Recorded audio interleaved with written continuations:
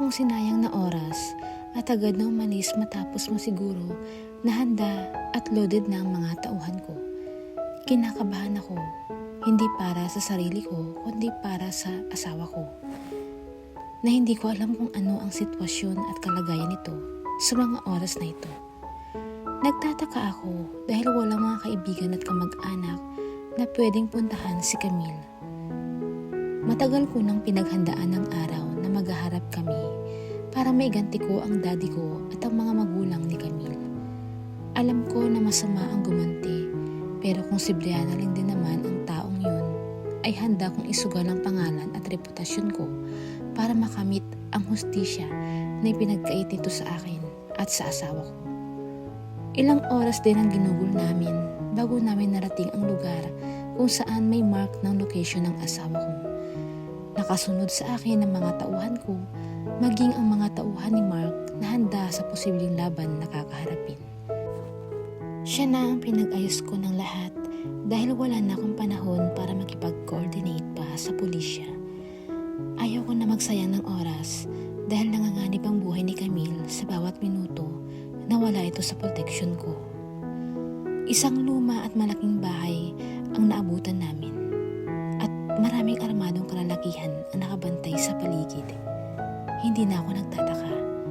Sa lawak ng koneksyon ng babaeng yun ay may mga mata itong nakatutok sa amin ng asawa ko at nang sandaling lumabas ito ay agad na kinidnap ang asawa ko matapos makakita ng magandang pagkakataon para makuha ito. Mahigpit ang hawak ko sa baril na nasa kanang palad ko nang dumating si Mark kasama ng mga pulis na tinawagan ito.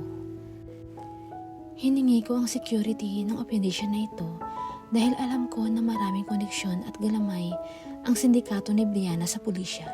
Kaya kung ako lang ay ayaw ko at wala akong tiwala, pero nagpumilit si Mark na tawagan ng kapatid nito na isang mataas na opisyal ng kapulisan at humingi ng tulong. Kaya nagpadala agad ito ng Special Action Force or SAF na tutulong sa rescue operation namin para kay Camille. Huwag lang talagang may gawin si Brianna o ang mga tauhan nito na hindi maganda sa asawa ko dahil ako mismo ang magbubura sa kanya sa mundo. Matiim na sambit ni Daylan.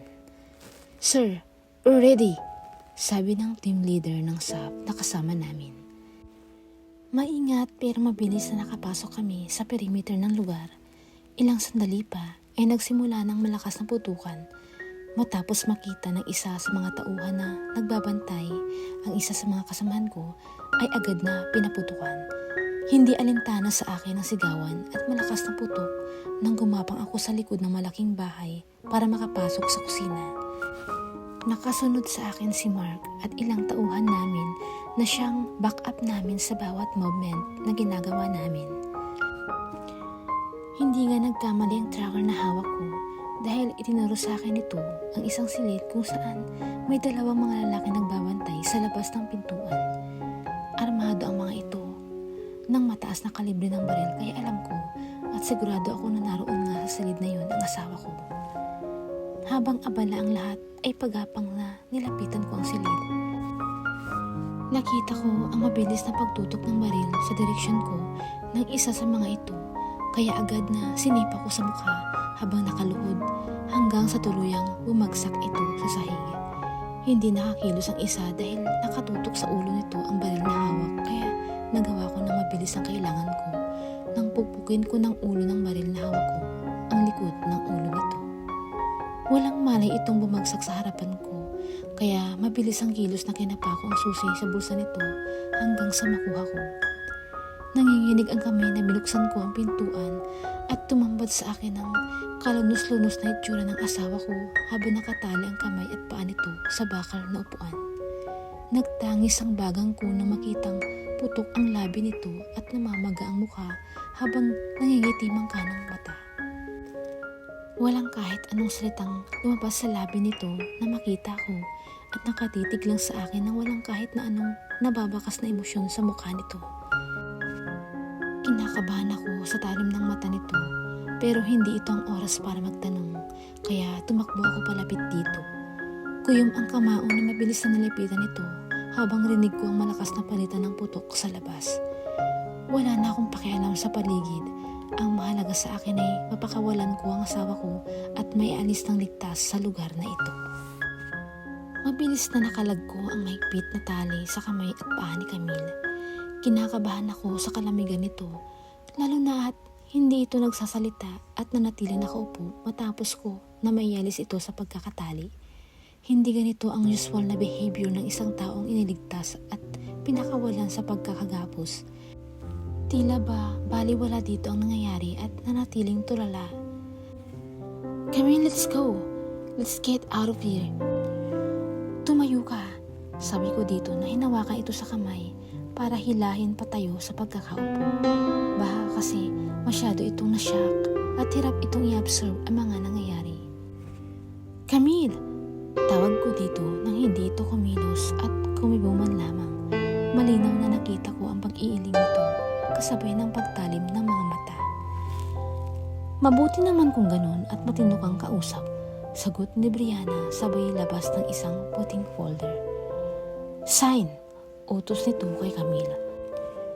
Seryoso ako nakatingin nang abutin ito ni Camille at binuklat para itong bingi sa pakiusap ko na wag nitong pirmahan ang papel na hawak nang pirmahan nito ang kasulatan. Mabilis ka naman palang kausap, Camille. Pinahirapan mo pang sarili mo. Hayan, nasaktan ka patuloy. Nakangising sabi ni Brianna na akmang lalapitan siya pero natigil sa paghakbang nang mabilis na pinunit ng asawa ko sa harap nito ang kasulatan.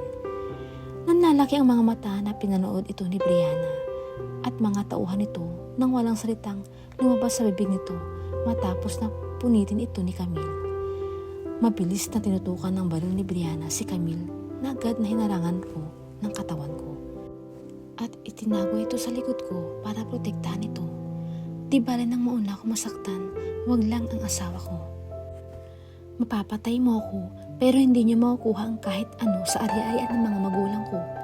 Hindi kita hahayaan na magtagumpay, Brianna. Hindi! Malakas na sigaw nito. Sa gitna ng sitwasyon, nagawa ko na hawakan ng mahigpit ang baril ko at itutok ito kay Brianna na muling tinabig ni Camille kaya naibaba ko ito. Hindi ko na kailangan ng palabas niyo. Huwag ka na magkunwari na poprotektahan mo ko pero sa karingganid sa yaman ng pamilya ko. Matalim ang matang bumaling ito sa akin. Kunot noo at salubong ang kilay na binalingan ko ito ng tingin habang nakatutok pa rin kay Brianna ang hawak na baril. Hindi ko alam kung bakit ganito ito magsalita pero isa lang ang alam ko na may sinabi si Brianna dito at baka nabilag dito ang ulo ng asawa ko para wag na magtiwala ulit sa akin. Kung ganun nga ang nangyari ay nanalo ito dahil sa puot na nakikita ko sa mata ng asawa ko. Anong sinasabi mo? Anong sinabi mo, Brianna, sa kanya? Tiimbagang ang tanong ko sa dalawa.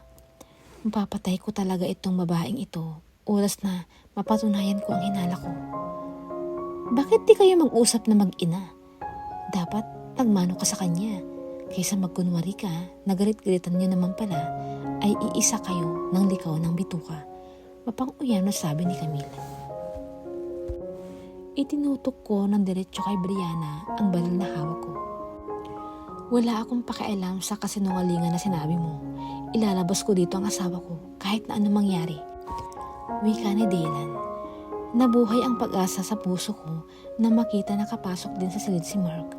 Kahit may tama ito ng bala sa katawan, ay nagawa nito makasunod sa amin na ngayon ay nakatutok na rin sa mga tauhan ni Brianna ang hawak na baril. Talaga ba?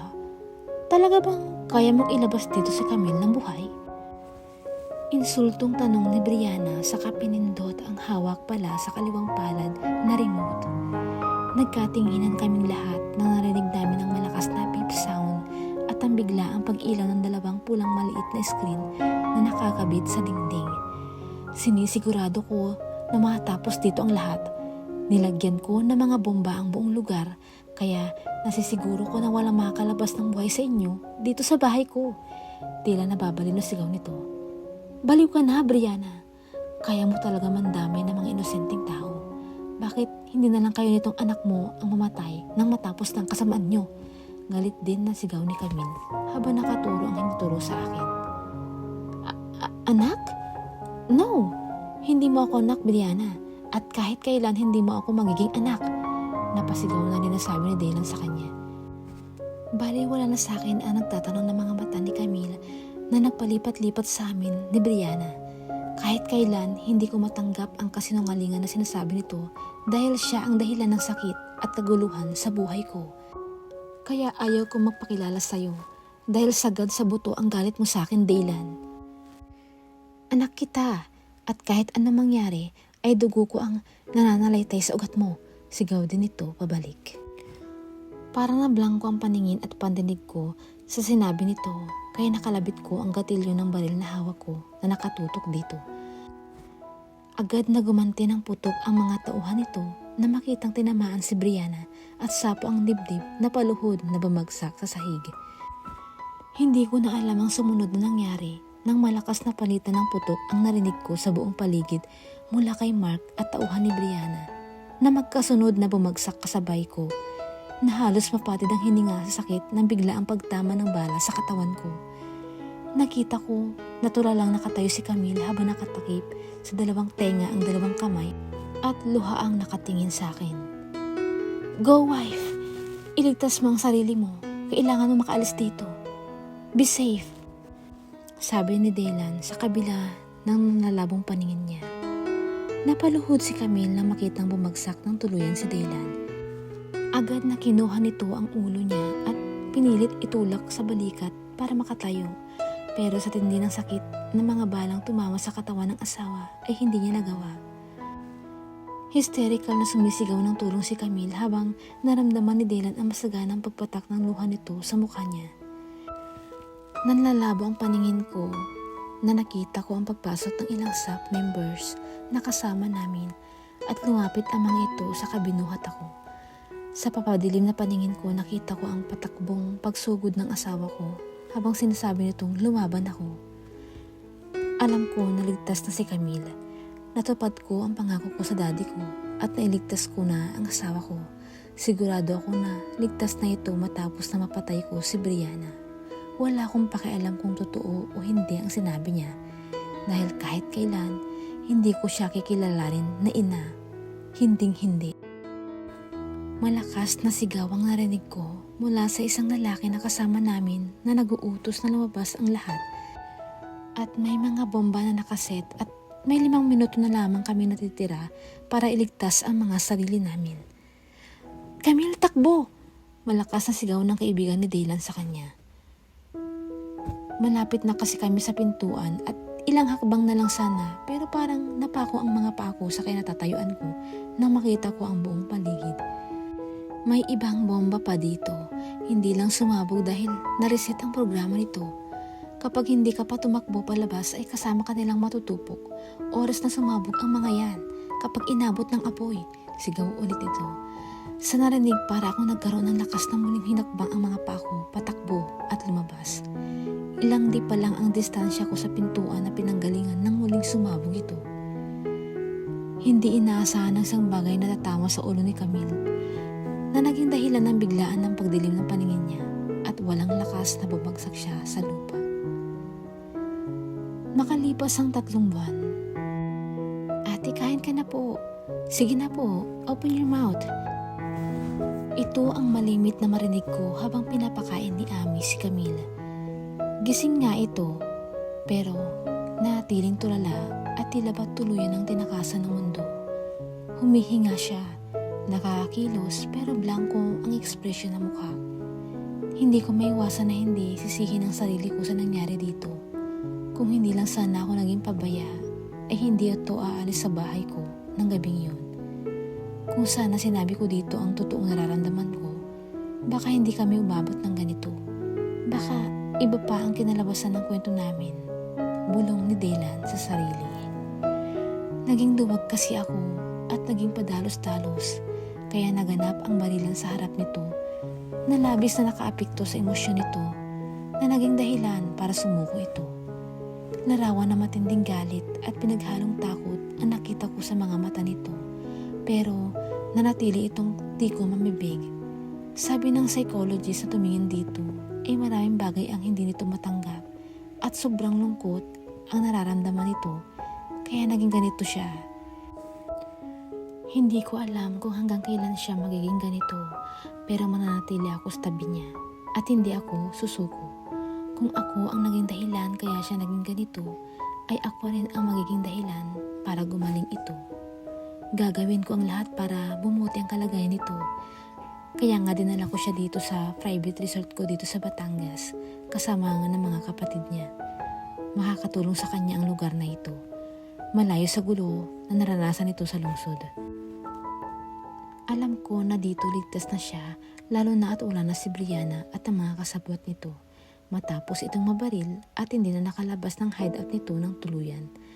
Nilamon siya ng apoy matapos ang pagsabog.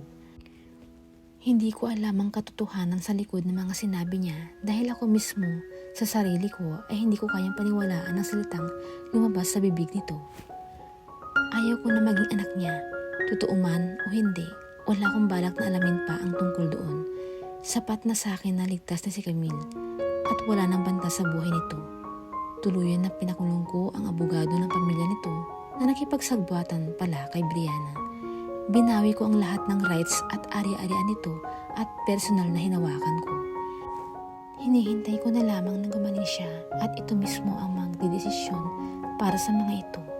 Sana lang gumaling na siya. Pinuhat ko ito at iniupo sa wheelchair matapos kumain at palitan ng damit ng kapatid. It's time for me to do our daily routine na ipasyal ito sa labas tuwing hapon. Napapalubog ang maharing araw. Isa ito sa advice ng doktor nito at malaking tulong ito para maging relax ang isip nito. Tulad ng dati, hinawakan ko ang palad nito at naupo katabi nito sa malaking bato paharap sa dagat. Kita ng mga mata ko ang bahagyang pag-ibot ng bibig nito at pagkurap ng mga mata. Kaya hindi ako sumusuko dahil sa mga sign na nakikita ko. Alam ko nagagaling siya sa lalong madaling panahon. Malimit kasing tulala ito at walang buhay sa mga mata. Walang namabakas na reaksyon o emosyon sa mukha nito. Pero iba ito tuwing nilalabas ko ito. Marahan na hinaplos ko ang magkahawak naming palad sa katumitig. Alam kong naririnig mo ako. Please, bumalik ka na sa dati. Hindi ko kaya makita kang ganyan ang kondisyon mo sa matagal na panahon. Gusto ko nang bumalik ka sa dati na puno ng buhay at masaya. Please, kahit para sa mga kapatid mo na lang. Kahit hindi na lang para sa akin, okay lang sa akin. Okay na ako basta maging okay ka na ulit. Hindi ko napigilan ng lungkot na bumalati sa mukha ko habang nagsusumamo na nakatingin dito. Wala itong naging reaksyon at nanatiling blanko ang mga mata na nakatutok sa dagat. Bumalik tuloy sa alaala ko ang panahon na gumising ako at siya ang una kong hinanap pero wala ito. Dahil sa takot ko na baka may masamang nangyari dito o kaya baka nakuha itong muli ng grupo ni Brianna, ay tumayo ako para hanapin ito.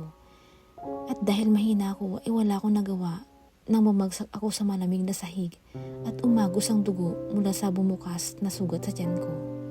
Hindi ko makakalimutan kung paano ako lumaban na mabuhay para kay Camille. Gusto ko nang itamang lahat at magsimula kami. Natakot ako sa posibleng kahantungan ng lahat. Oras sa tanggihan ako nito, lalo pa at nakita ko kung paano ito tumingin na puno ng galit sa mga mata. Bago ang insidente na iyon. Siguro nga ito ang tamang panahon para patunayan ko kung gaano ko ito kamahal. Handa ako magsakripisyo at palayain ito, oras na ginusto at hiniling nito. I love her so much at kaya ko ulit siyang mahalin mula sa malayo. Tulad ng dati na pinapanood ko at sinusundan ng tingin sa bawat paghagpang nito. Puno ng lungkot na tumingin ako dito. Ayaw ko siyang sukuan pero kung ang paglayo ko ang magiging daan para tuluyan siyang gumaling ay gagawin ko. Mahabang saad ng isip ni Daylan. Hindi ko nararamdaman ng luhang pumatak sa mga mata ko. Nakita ko na lang na bumagsak ito sa kamay nito na hawak ko sa kandungan ko. It's hard. It's really hard. Pero kung kinakailangan na lumayo ako para gumaling ka, ay gagawin ko para sa'yo. Ganyan kita kamahal, Camille. Sabi ko sa kahinalikan ng likod ng palad nito na muling napatakan ng tumulong luha sa mata ko. Ilang buwan na ang nakakalipas simula nang mailabas ako ng ospital. Pero hito ako, gumagana nga ang isip ko, pero parang ayaw makisama ng katawan ko.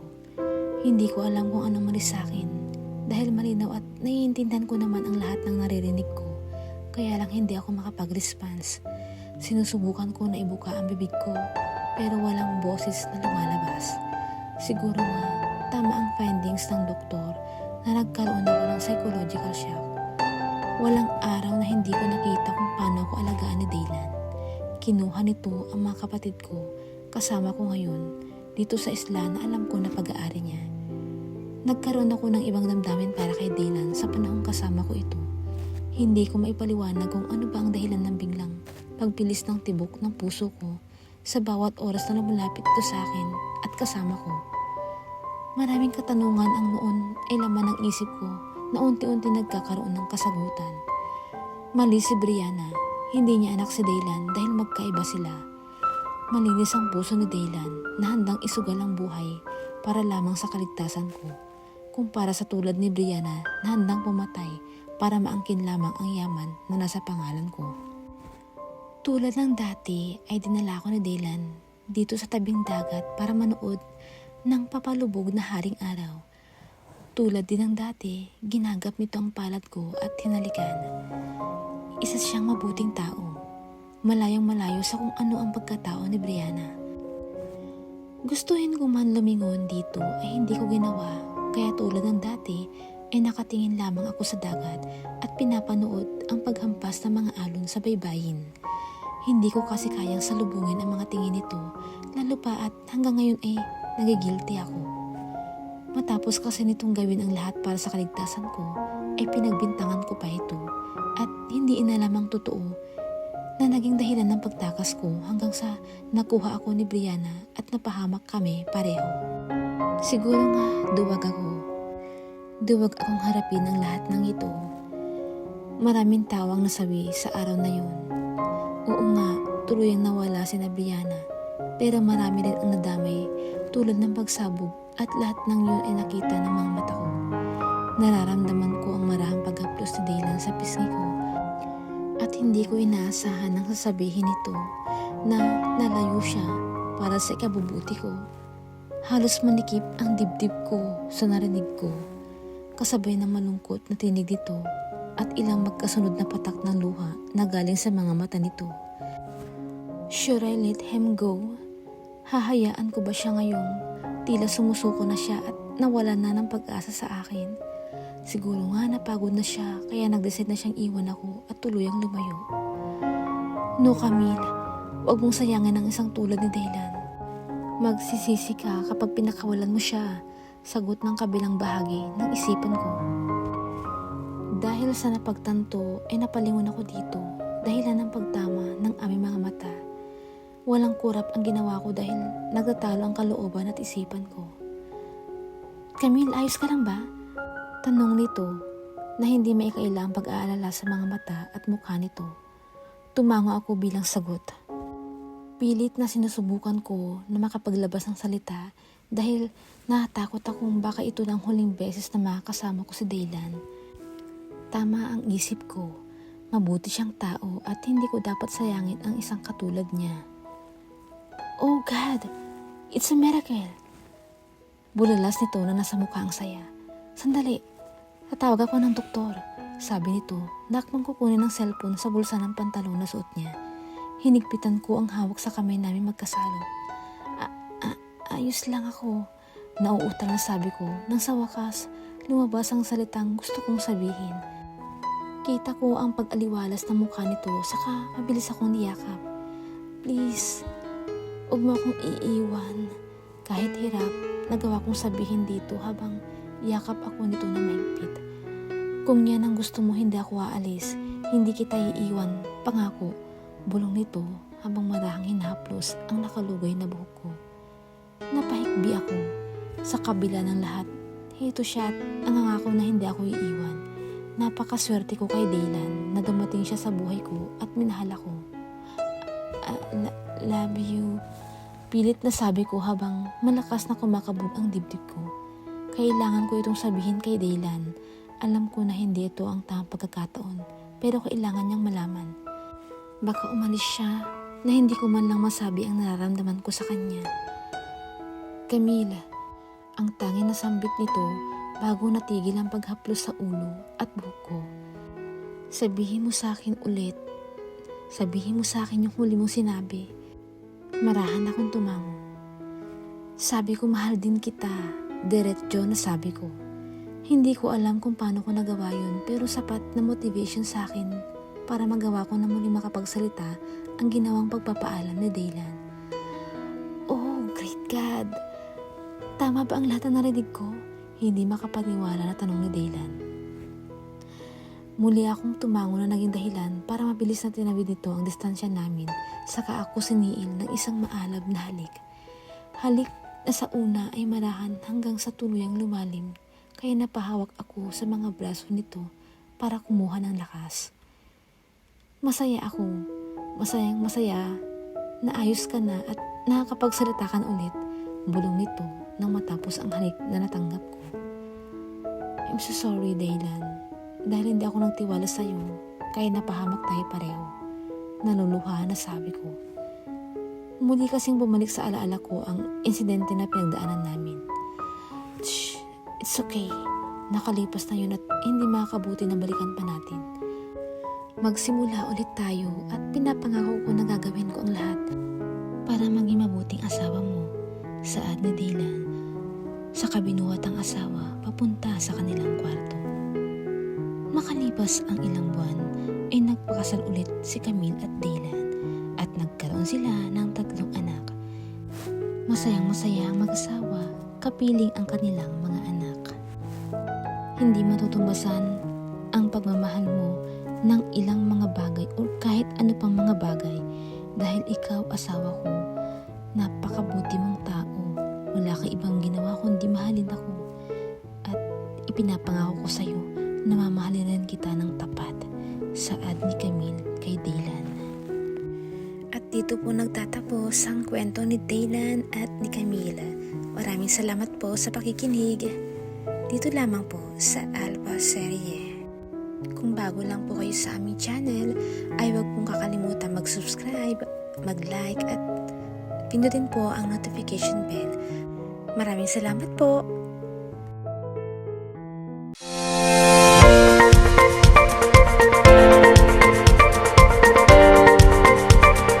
Please like, subscribe, notify,